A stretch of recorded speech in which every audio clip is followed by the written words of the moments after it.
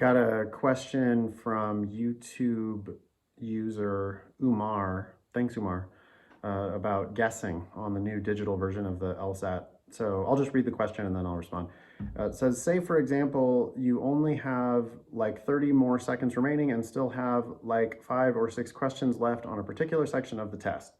Since it's digital, does the tablet block you off from answering the questions once the timer runs out, or does it let you quickly guess through the remaining questions, since guessing on them is a matter of just clicking and submitting? Probably takes 10 seconds to click and guess.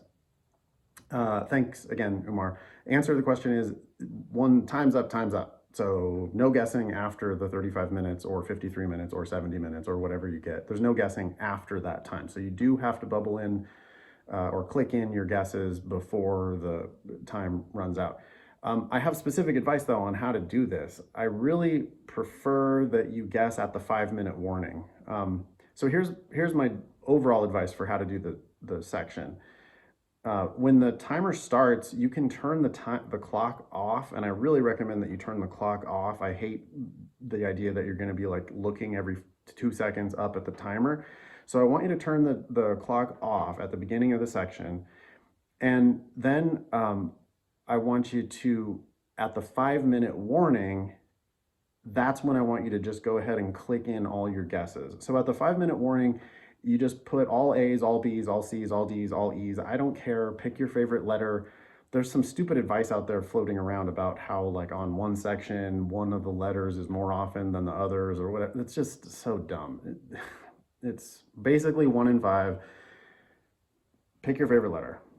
And at the 5-minute warning, I want you to click D, D, D, D, D, D, D, whatever, till the end of the section. And then you just go back to whatever question you were working on and then calmly, carefully get that one correct.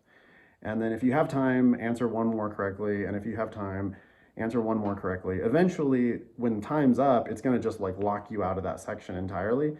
But that's fine, because now you've answered the questions that you did have time to attempt. You've answered them correctly.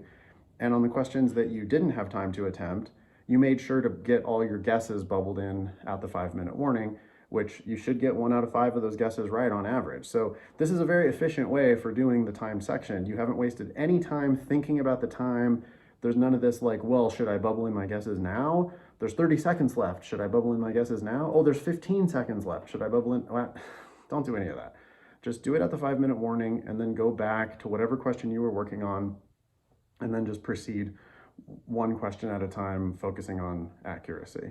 Anyway, thanks for the help. If there's any other topics that you want me to talk about, you can just drop a comment or, I don't know, look me up on social media any other way. But thank you for the prompt, and I hope that was helpful.